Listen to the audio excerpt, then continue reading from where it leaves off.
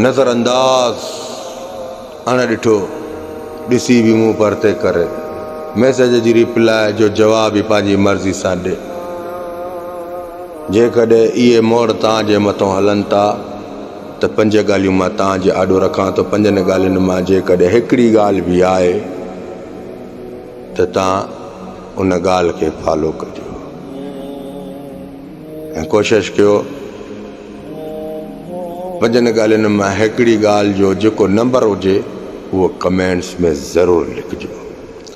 Number 1 ते या त उन इंसान खे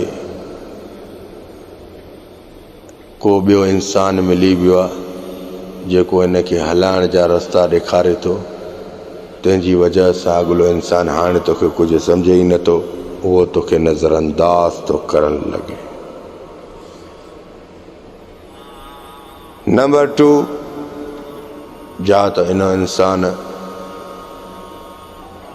कंहिं मतिलब में तोखे फासायो, तूं उनजो उहो मतिलबु पूरो न कयो, मतिलबु पूरो न थियण जे करे अॻिलो इंसान तोखे नज़रअंदाज़ थो करे।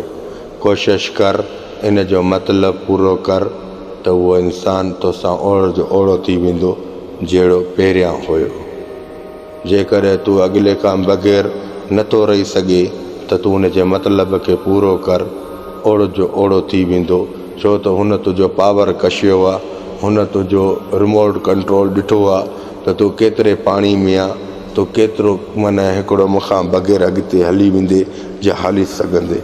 उनखे इहा तुंहिंजी कमज़ोरी मिलियल आहे, तंहिंजे करे अॻिलो इंसान तोखे इन नज़रअंदाज़ी जे रूप में ई तोखे पियो जलाए थो, तोखे पियो साड़े थो।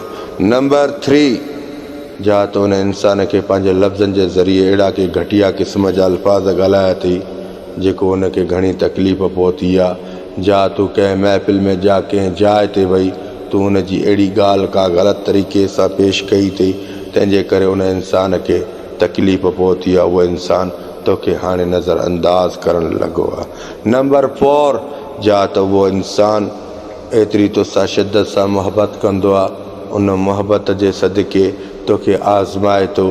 अॻिले इंसान जे आॾो को तूं एॾो सची मोहबत करण वारो आहे जंहिंजी वजह सां तोखे आज़माए थो, उनखे उहो मज़ो थो अचे पियो, तोखे ॼाणी बाणी बि तकलीफ़ थो ॾे। नंबर 5 या त उनखे